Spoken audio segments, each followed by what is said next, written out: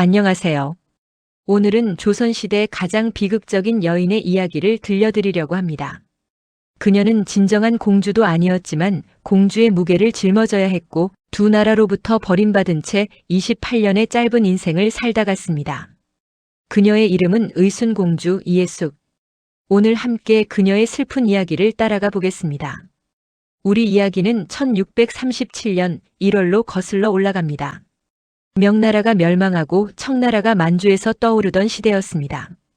조선은 청을 인어라 부르며 거들떠보지도 않았습니다. 그러나 청의 세력은 갈수록 강해졌고 마침내 청은 조선의 항복을 요구하게 됩니다. 1636년 12월 청의 태종 홍타이지가 대동강을 건넜습니다. 조선 인조는 급히 남한산성으로 피신했고 청의 군대는 조선 전역을 짓밟았습니다. 이것이 바로 병자호란입니다. 남한산성에서 45일간 항전했던 우리 선조들의 저항도 결국 무너졌습니다. 식량이 떨어졌고 추위는 견딜 수 없었습니다. 1637년 1월 결국 항복입니다. 인조는 남한산성을 나와 현재의 잠실 부근인 삼전도로 향했습니다. 그곳에서 벌어진 광경은 조선 역사상 가장 치욕적인 순간이었습니다. 인조와 세자가 청의 태종 앞에서 무릎을 꿇고 3번 절을 하는 309고 두례를 해야 했던 것입니다. 청나라의 깃발 아래에서 항복의 의식을 치르는 모습은 조선의 모든 사람에게 깊은 상처를 남겼습니다. 항복 이후 청은 조선에 계속해서 요구를 제시했습니다. 그중 가장 가슴 아픈 요구가 있었으니 바로 여자를 보내라는 것이었습니다. 당시 청은 조선에 와 있는 사신들이 저녁이 되면 기생들을 데려갔고 밤을 함께 지내길 원했습니다. 이를 역사에서는 수청이라고 부릅니다. 이 요구에 조선 사회는 크게 동요했습니다. 심지어 청 사신들의 수청을 거부하는 기생들이 자진해서 목숨을 끊을 정도였습니다. 그들은 천민이었지만 조선의 자존심만큼은 지키고 싶었던 것입니다. 양반 집안은 더 말할 나위가 없었습니다. 자신의 딸을 청에 보낸다는 것은 상상할 수도 없는 일이었기 때문입니다. 그러나 국가의 안위가 걸린 문제였습니다. 청의 강압에 못 이겨 결국 조선 조정은 결단을 내립니다. 1637년 11월 칙서가 들어옵니다. 재상의 딸은 몇 사람이나 거두고 있는가? 청의 메시지는 명확했습니다. 양반 가문의 딸들이 필요하다는 뜻이었습니다. 조선 조정은 고민했습니다. 하지만 정려, 즉 정실 부인이 낳은 딸은 절대 보낼 수 없다는 원칙이 세워졌습니다. 대신 서자, 즉 첩의 딸들을 선발하기로 결정했습니다. 그렇게 해서 6명의 소녀들이 선발되었습니다. 가장 어린 아이는 겨우 8세였습니다. 하지만 다행히 이때는 청의 황제 숭덕제가 마음을 받고 혼인은 무산되었습니다. 대신 시녀 10명만 보내기로 결정되었고 그들 중 일부는 도르곤 같은 청의 왕족에게 배정되었습니다. 그러나 국가의 안위가 걸린 문제였습니다. 청의 강압에 못 이겨 결국 조선 조정은 결단을 내립니다. 1637년 11월 칙서가 들어옵니다. 재상의 딸은 몇 사람이나 거두고 있는가? 청의 메시지는 명확했습니다. 양반 가문의 딸들이 필요하다는 뜻이었습니다.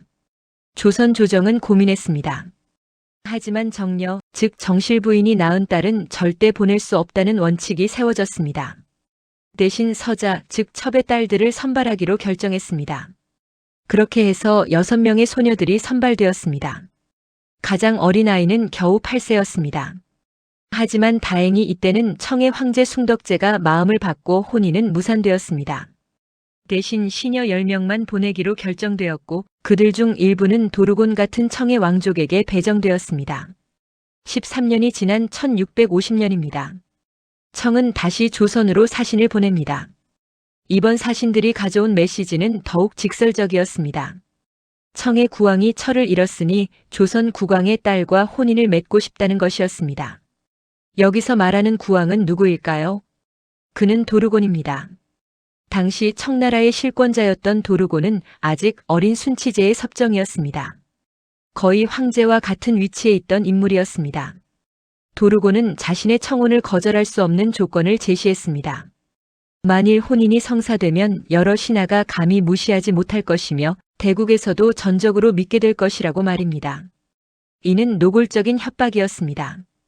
혼인을 승낙하지 않으면 조선의 신하들이 반란을 일으킬 것이며 청나라도 조선을 믿지 못할 것이라는 의미였습니다. 당시 효종은 반청복명을 주장하는 송시열, 김상원 같은 신료들을 등용한 상태였습니다. 청은 이를 불안해하고 있었고 혼인을 통해 조선의 항복 의지를 확고히 하려는 의도가 있었던 것입니다.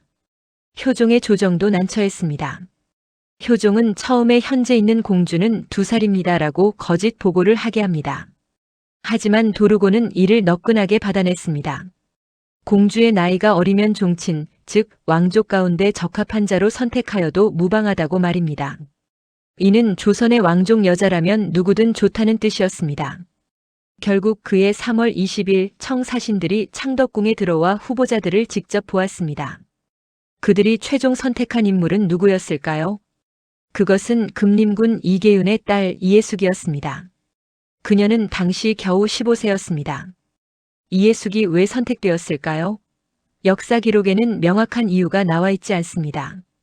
하지만 우리가 알 수 있는 것은 그녀가 왕족의 딸이 아니었다는 점입니다. 당시 효종의 딸 수간공주는 나이가 더 적절했고 인조의 딸 효명옹주도 있었습니다. 또한 소현세자의 딸들도 있었습니다. 하지만 효종은 진정한 왕족의 딸을 보낼 생각이 없었습니다.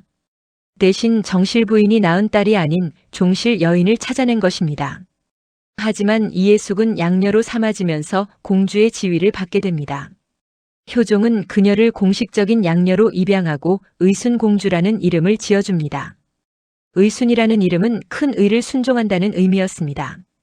조선이 청의 항복을 받아들이고 대의 명분 아래에서 그 명령에 순종한다는 뜻이 담겨 있었습니다. 그 대신 이예숙의 아버지 금림군은 종일품 가덕대부로 품계가 올라갔고 오빠들도 관직을 얻게 됩니다. 딸 덕분에 집안이 크게 번성하게 된 것입니다. 하지만 이것이 이예숙 본인에게는 축복이 아니었습니다. 그녀는 이제 의순공주라는 이름 아래에서 청나라로의 험한 길을 걷게 될 운명이었기 때문입니다. 하지만 청의 요구는 여기에서 끝나지 않았습니다.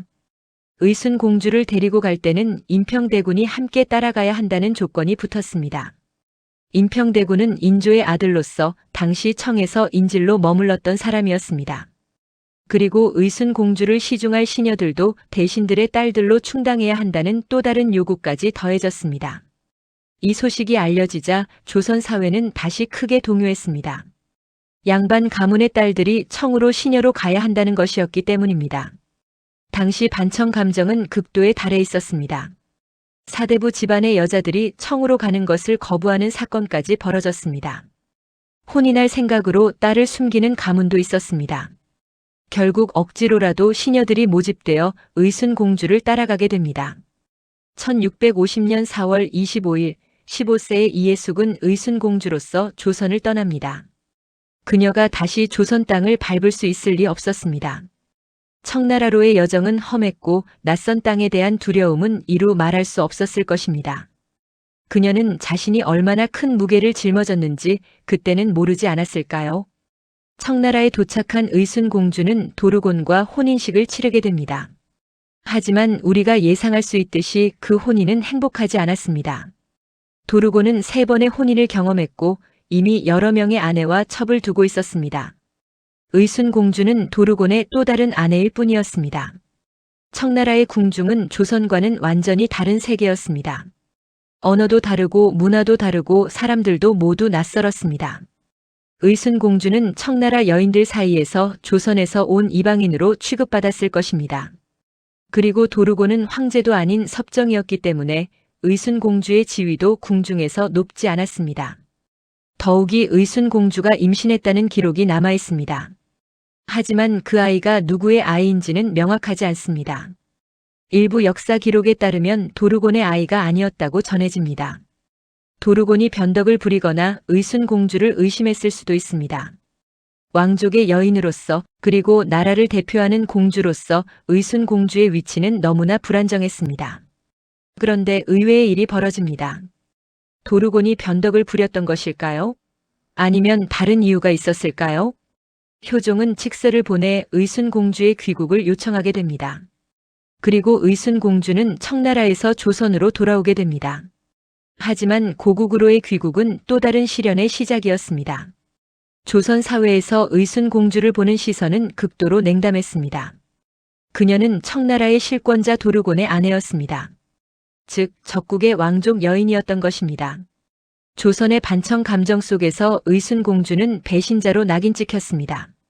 그녀가 어떤 사연으로 왔는지, 그녀가 얼마나 힘들었는지는 중요하지 않았습니다. 단지 청나라에 다녀온 여인이라는 사실만으로 충분했습니다. 사가들은 그녀의 이름을 기록하지 않으려 했습니다. 역사의 흐름 속에서 의순 공주는 점차 지워져 가고 있었습니다. 그녀가 조선의 공주이기를 거부하는 것과 같았습니다. 의순 공주는 1662년 28세의 젊은 나이에 세상을 떠납니다.